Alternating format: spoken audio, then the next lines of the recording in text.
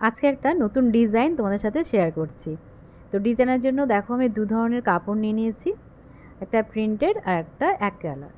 আর আমি সার্কেল করার জন্য ওই একটা প্লেটের সাহায্যে পুরো সার্কেলের শেপ কাট করে নিলাম।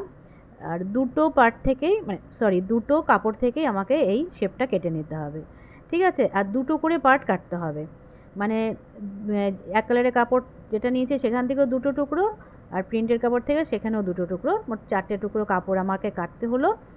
এবারে আমি প্রথমে পিন আপ করে নিলাম, তাহলে সার্কেলটা সেলাই করতে সুবিধা হবে।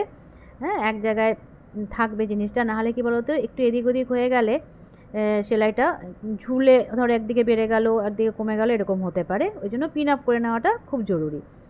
আর মাঝখান থেকে দেখো আমি কেটে নিলাম।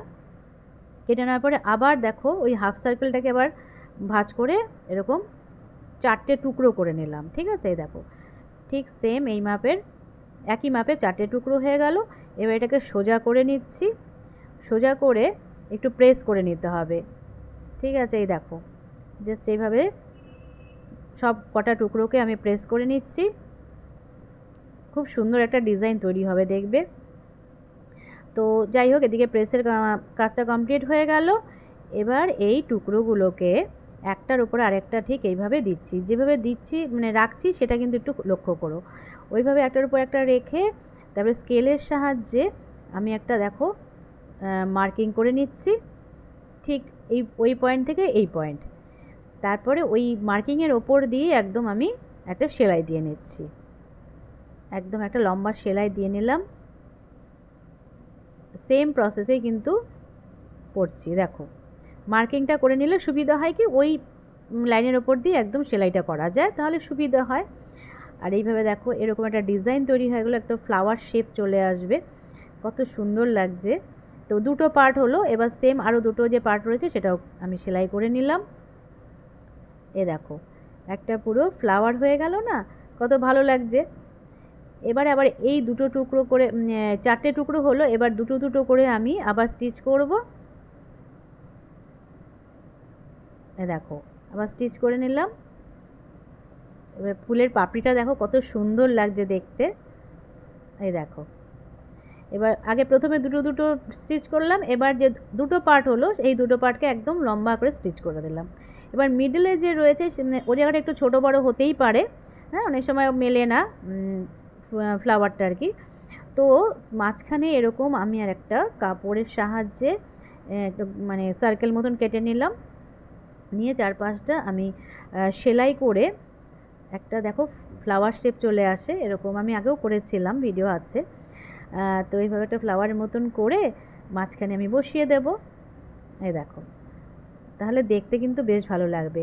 আর ওটাও 4-5টা সেলাই করতে হবে, সেলাই করার আগে আমি একটুখানি হাত দিয়ে টেকে নিলাম, তাহলে কি বলতো এক জায়গায় স্টিক হয়ে থাকবে ব্যাপারটা, আর সেলাই করতেও সুবিধা হবে। এই দেখো একদম এভাবে পুরো 4-5টা সেলাই করে দিলাম। এবার ডিজাইনটা দেখো কত ভালো লাগছে দেখতে। আর এবার এই যে ফুলের পাপড়িটা করেছি এটাকেও কিন্তু একদম একটা চাপ সেলাই দিয়ে নিলে পুরো কাপড়টার সাথে সেট হয়ে গেল, তাহলে দেখতে কিন্তু আরও ভালো হচ্ছে। এবার চারপাশে কিন্তু একটুখানি পাইপিংয়ের কাজ করতে হবে, নাহলে ডিজাইন কিন্তু যে কোনো ডিজাইনই খোলে না ব্যাপারটা। তো আমি ওই এক কালারের কাপড়টা দিয়েই তোমার পাইপিংটা করে দিচ্ছি, পাইপিং বা বর্ডার যেটাই বলো আর কি। তো বর্ডারটা দিলে দেখবে তার লুকটাই কিন্তু পুরো চেঞ্জ হয়ে যায়। তো এটা কিন্তু মানে কি বলো তো, এই ডিজাইনটা আমি দেখালাম জাস্ট, তোমরা কিন্তু বিভিন্ন রকম জিনিস এই ডিজাইনের সাহায্যে করতে পারো। তো এটা ডিজাইনটা জাস্ট শেয়ার করলাম। তো একটা দেখো সুন্দর, আমি এটাকে একটা আসন, ঠাকুরের আসনে আমি বসাতে পারবো, তারপরে ওই হিসাবেই করছি। আর এটা একটা লেস রয়েছে আমার দেখো হালকা পিঙ্ক কালারের, তো জড়ি দেওয়া আছে এর মধ্যে। তো এটাকে যদি আমি চারপাশে অ্যাটাচ করে দিই তাহলে দেখতে কিন্তু আরও বেশি ভালো লাগবে। আর যেহেতু এটা আমি ওই ধরো ঠাকুরের আসনেই রাখবো, আসন হয়ে গেল আর কি, তো সেই জন্য আমি এই লেসটা একটু লাগিয়ে দিলাম। আর সামনে দেখো তোমার জন্মাষ্টমী আসছে, আমার গোপুসোনাকেও আমি এখানে বসাতে পারবো। নতুন ড্রেস আমি নিজে হাতেই তৈরি করব, তো করে এখানে এই আসনের ওপরে আমি বসিয়ে দেবো ভেবেছি। তো ওই হিসাবেই আমি কাজটা আজকে করলাম। আর মেনলি এই ডিজাইনটা দিয়ে দেখো একটা কুশন কাভারও কিন্তু আমি তৈরি করতে পারতাম, কিন্তু আমি আজকে এই আসনটাই তৈরি করলাম। দেখতেও কিন্তু ভীষণই ভালো লাগছে। আর বুঝতেই পারছো এবার ফাইনাল লুকটা। এবার মাঝখানে ভাবলাম একটুখানি এই লেসটা যদি চারদিকে দিয়ে দিই তাহলে আরও বেশি ভালো লাগবে। মেনলি ওইটা দেখো কাজ করতে করতে যে চলে আসে মাথায় যে এটার পরে এটা করবো, এটার পরে ওটা করব, তাহলে মানে যতটা একটা জিনিসকে যতটা সুন্দর করা যায় এই আর কি। তো দেখো মাঝখানে যে লেসটা বসানোতে আরও বেশি ফুটেছে ব্যাপারটা, খুবই ভালো লাগছে দেখো। তো এখানে যদি আমার গোপুসোনাকে বসিয়ে দিই মাঝখানে, মানে সত্যি কিন্তু দারুণ হবে ব্যাপারটা, তাই না? তো এটুকুই আজকে তোমাদের সাথে শেয়ার করলাম, একটা নতুন ডিজাইন হলো আর কি। তো এরকম ডিজাইন করে কিন্তু তোমরা অনেক কিছুই তৈরি করতে পারবে। তো চলো আজকের মতন টাটা।